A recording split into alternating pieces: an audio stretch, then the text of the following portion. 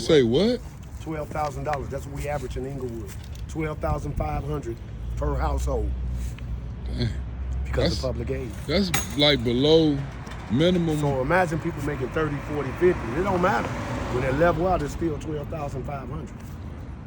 Because of the cost, the inflation, the food. There ain't no inflation. It's people taking public aid instead of getting a job. How about that? Now the women is forced to get the jobs because nowadays, a lot of women stuck with the kids. So now, they gotta get a job to take care of their kids. They got to. Ain't no public aid gonna support you for a month. So how long you been on 75th? I've been on 75th since 1969. Damn. I was on 71st, born in 1965, 71st and normal. Wow. And I looked across the park and seen these big trees. We used to play in the park. Right. I'd never been on this side. I just see big trees. And what was over them trees? We finally came here and moved on this side. Boy, we had fruit trees, flower beds everywhere. Wasn't an abandoned building over here. Damn. Not a vacant lot. Damn. So when? Wasn't none of that. Wasn't none of that, period. Then guess what? All day, every day, kids played out on the sidewalks, in the streets, in the dirt, in their yards. Right. Girls jumping rope, boys playing baseball, football in the street. You feel me? Doing flips. Even if they put a mattress on the curb, somebody threw it out. They doing flips on that mattress just to do something. And when the best and most important part about it is when they started putting kids in grown folks' issues. Because when we grew up, we didn't even know what happened. Right. You feel me? They had to get grown to find out what exactly happened because they kept kids out of grown folks' business. Let me ask you something. How do you feel just hanging out here on 75th? Like, I feel good. You not scared to be out here? No fear. No fear. No fear whatsoever. Even though we lost a lot of people through here.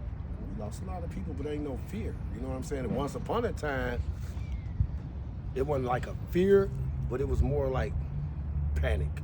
Yeah. Because too many people kept dying. Kids. Kids. Yeah, we didn't see it was a panic, a shock. You can call it shock. Because we never seen that before. Not in this hood. You see no kids getting killed. Yeah, no. We ain't never known no kids, but we had one back in the day too. Anthony Holyfield. He was 16. And Willie. What year? What year was this? He got killed in 1983. Where at? Right in Hamilton Park. I was 5 years old. Damn. Yep. Hamilton Park got killed. He got killed up there. But then we had one guy driving the Swins. Everybody's riding the Swin bikes around. And somebody came up and walked up on him, tried to take his Swin. He tried to fight. They shot him in the head. That's the only other time. We didn't have murders in our community, period. That's why when that happened, we was like, oh, Lord. Then when it hit the Holyfield in the park, they woke everybody up. Wasn't no fear till then. And when that happened, we felt unsafe in our community. We felt like the song, you can't walk in the park because it's crazy after dark. Got my hand on my gun because they got me on the run. That was out. Don't push me because I'm close to the edge. That's why they always gave us something. See, that's the difference right now is they got social media, but we had radio. Right. And what radio did for us is they programmed us. They programmed us, hey! They programmed us with the music. We are family. Stuff like that. So that's why we came up on a different level. We had funk, we had steppers. Then eventually house music came. The reason when they created house music, that was the last time that the city had went really crazy with young people, gangbanging. Like they did in this new era, but it was no guns. So what they did, they were beating people to posts, crowbars, baseball bats, whatever. Yeah. Man, bad. What grammar school did you go to? I went to Harvard. You went to Harvard? So you basically been on 75th your whole fucking life. Yeah. Well, actually, I got married and moved away. Right. But What year you went to Harvard? Huh? What year you went to Harvard? What was the years? You can remember. 70. Was it GDs back then? No.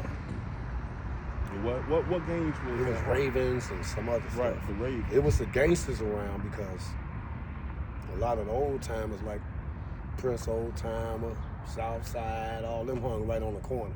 Right. And back then, that's when they say pimps and hoes. Right. So They the was Ravens right there. was on 75th. That was Lawrence and on them, right? I don't know. You don't know. See, kids didn't know nothing. Right.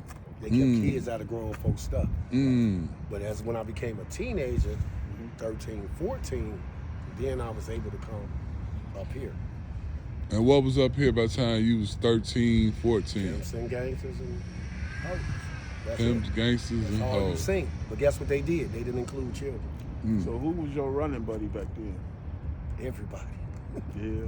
The whole community. But we had Eggleston. We was 75th in Eggleston to 75th in Princeton. So I'm hearing you guys used to have like dance groups and singing groups. And Oh yeah, that was what they did. Like I said, the radio controlled our thinking. They programmed us to have fun. They got things for children. So like if you got out of Harvard School, we had a place called the Skyway up there where they'll be like What is Skyway? at 5 o'clock, right off across the street from Popeyes, right off Lafayette.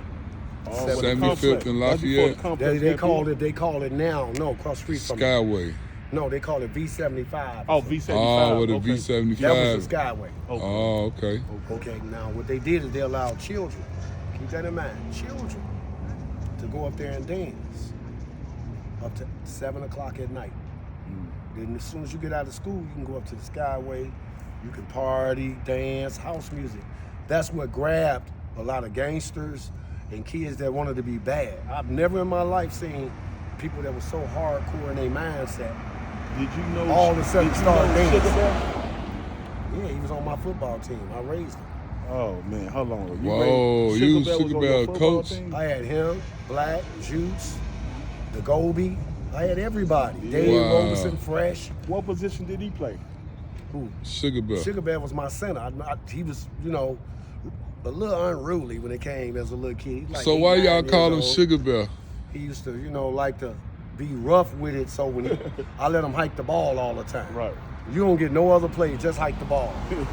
Because when he hiked that ball, he was gonna brawl on that line. Right. And that's what he was known for, and the center sneak. That was my special play. Yeah. That he touched the quarterback hand and he run. That's the only time he could run with the ball. Fast. He was kind of bow-legged and like pigeon-toed at the same time, so he was about this little. Yeah. Little bitty baby boy. I had to beg his mama for him and his brother to come outside Dang. to play on my team. Rest in peace, Sugar Bear, man. Wow.